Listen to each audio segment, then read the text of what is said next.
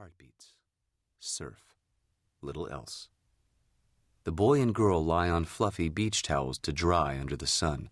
They close their eyes, and the backs of their eyelids become kaleidoscopes of changing color. The girl sings. The boy makes an impolite gurgling sound. As the girl opens one eye, she feels a hard slap on the top of her head. It is painfully hot all of a sudden, and she feels dizzy. She starts to say, "Ah!" but chokes on thick, bubbling blood. Pop! Pop! The slightest rifle shots echo in the surrounding hills. Bullets travel out of an expensive West German rifle at 3,300 feet per second. Then Kingfish and the Cuban come and stand over the bodies on the blood-spotted towels. Kingfish touches the boy's cheek and produces an unexpected moan, almost a growl. "I don't think I like Mr. Damian Rose," he says in a soft French-accented voice. "Very sorry I left Paris now. He's let this one live. For us." The dying 19-year-old coughs. Blue eyes rolling, he speaks. "Why?" the boy asks. "Didn't do anything." The Cuban swings the machete high.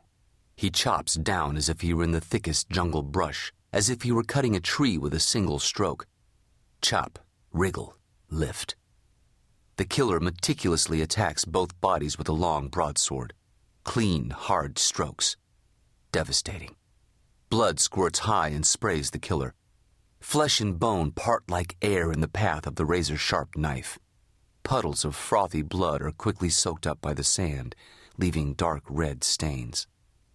When the butchering is over, the Cuban drives the machete deep into the sand. He sets a red wool hat over the knife's handle and hasp. Then, both killers look up into the hills. They see the distant figure of Damian Rose beside the shiny green car. The handsome blond man is motioning for them to hurry back. He is waving his fancy German rifle high over his head. What they can't quite see is that Damian Rose is smiling in triumph. The Preface. The Damian and Carrie Rose Diary. Consider the raw power and unlimited potential of the good old-fashioned thrill kill, under proper supervision, of course. The Rose Diary. January 23rd, 1981, New York City. At 6:30 a.m. on the 23rd of January, the birth date of his only child, Mary Ellen, Bernard Siegel, tall, dark, slightly myopic, began his usual breakfast of loose scrambled eggs, poppy seed bagel, and black coffee at Wolf's Delicatessen on West 57th Street in New York City. After the satisfying meal, Siegel took a checker cab through slushy brown snow to 800 3rd Avenue. He used his private collection of 7 keys to let himself into the modern dark glass building, then into the offices of the publisher par excellence for whom he worked, and finally into the largest small office on that floor, his office, to try to get some busy work done before the too many phones began to ring, to try to get home early enough to spend time with his daughter on her 12th birthday.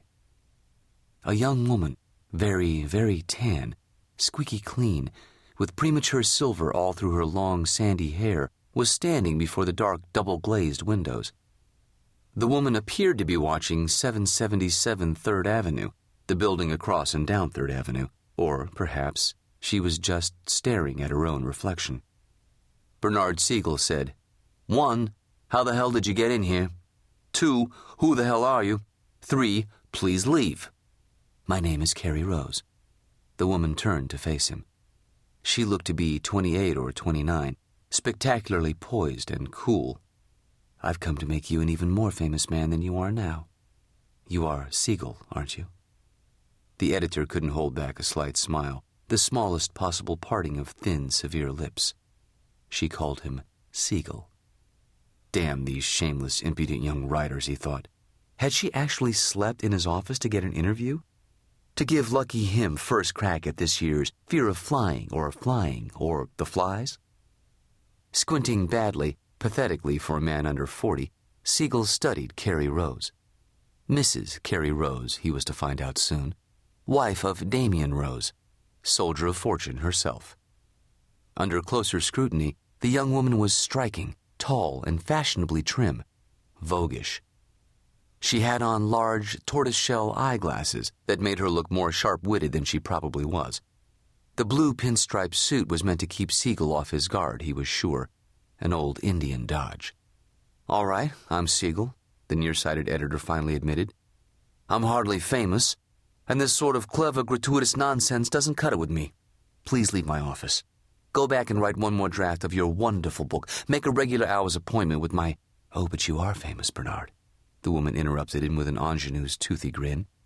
"You're so well known, in fact, that busy people like myself go to great inconvenience to give you million-dollar book properties. Books that will make, at the very least, dents in history." Siegel laughed. A cruel little laugh, but she deserved it. "Only $1 million for it?" Carrie Rose laughed too. "Something like that." She examined Siegel.